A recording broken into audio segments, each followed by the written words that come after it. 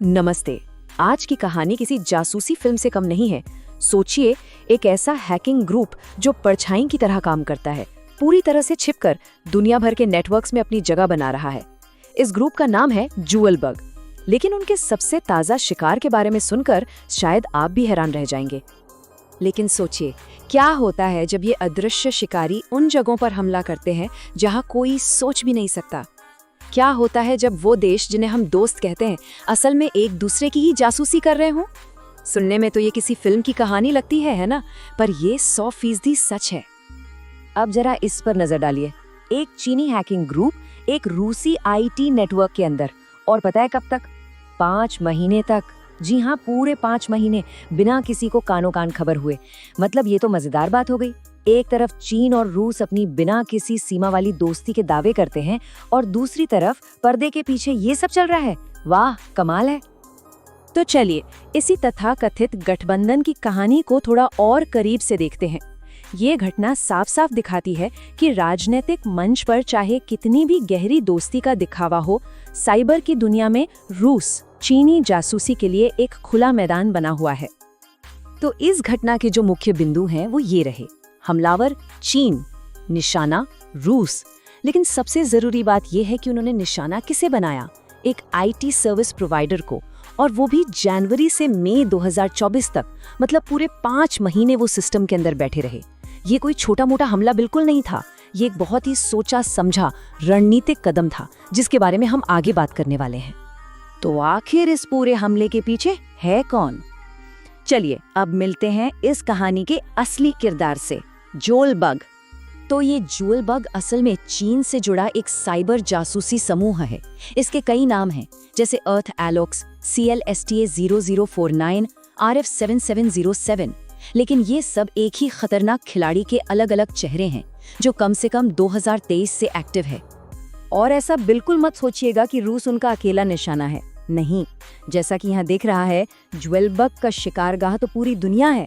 दक्षिण अमेरिका के एक बड़े सरकारी संगठन से लेकर दक्षिण एशिया के आईटी प्रोवाइडर और ताइवान की एक कंपनी तक इनकी पहुंच लगभग हर जगह है। अब ये वाकई में दिलचस्प है कि ये लोग निशाना किसे बना रहे हैं। इस चार्ट को देखिए। 40% हमले टेक्नोलॉजी और आईटी सर्विसेज पर होते हैं। ये साफ दिखाता है कि उनका मकसद सिर्फ जानकारी चुराना नहीं है, बल्कि उस डिजिटल बुनियाद पर ही कब्जा करना है जिस पर आज हमारी पूरी दुनिया टिकी हुई है। तो सवाल ये है, वे ये सब करते कैसे हैं? आखिर इतने लंबे समय तक बिना पकड़े कैसे रह जाते हैं? और यहीं से बात थोड़ी चिंताजनक होने लगती है। वो इसलिए क्योंकि वे डिजिटल दुनिया के भूतों की तरह काम करते हैं। उनका तरीका अविश्वसनीय रूप से चालाक है। देखिए, पहले वे नेटवर्क में घुसते हैं, फिर अपने खुद के खतरनाक सर्वर्स इस्तेमाल करने की बजाय वे OneDrive या Yandex जैसी असली भरोसेमंद क्लाउड सेवाओं का इस्तेमाल करते हैं। वे पासवर्ड चुराने के लिए पब्लिक टूल्स का इस्तेमाल करते हैं और फिर अपने सारे के सारे निशान मिटा देते हैं। इसे कहते हैं लिविंग ऑफ द लैंड, यानी सिस्टम के अपने ही औजारों का इस्तेमाल करके उसी को धोखा देना। इस तुलना को देखिए, सब समझ आ जाएगा। जहां पारंपरिक हैकर्स शोर मचाते हैं, वहीं ज्वेल बग बिल्कुल शांत रहता है। वे कस्टम मैलवेयर की जगह जाने पहचाने टूल्स इस्तेमाल करते हैं। उनका ट्रैफिक इतना सामान्य लगता है कि उन्हें पकड़ना लगभग नामुमकिन हो जाता है।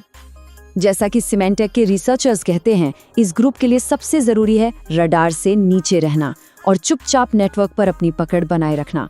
उनका हर एक कदम बस इसी एक लक्ष्य को ध्यान में रख के उठाया जाता है। तो वो ये सब कर क्यों रहे हैं? उनका असली खेल क्या है? यहाँ हम उनके सबसे खतरनाक मकसद पर आते हैं, सप्लाई चेन पर हमला। अब ये सप्लाई चेन हमला होता क्या है? सीधी भाषा में कहें तो ये वो रणनीति है जहाँ हैकर्स सीधे मेन गेट पर हमला नहीं करते, बल्कि किसी भरोसेमंद पार्टनर जैसे कि कोई आईटी कंपनी के जरिए अंदर घुसते हैं। वो जानते हैं कि अगर दरवाजा बंद है तो खिड़की से आना ज्यादा आसान है। रूस वाले मामले में उन्होंने सिर्फ एक आईटी प्रोवाइडर को हैक किया, सिर्फ एक। लेकिन उस एक हैक का असर देखिए। उस एक आईटी कंपनी के सैकड़ों ग्राहक थे। मतलब ज्वेल बग ने एक दरवाजा खोला और उन्हें सैकड़ों और दरवाजों की चाबियां एक साथ मिल गईं।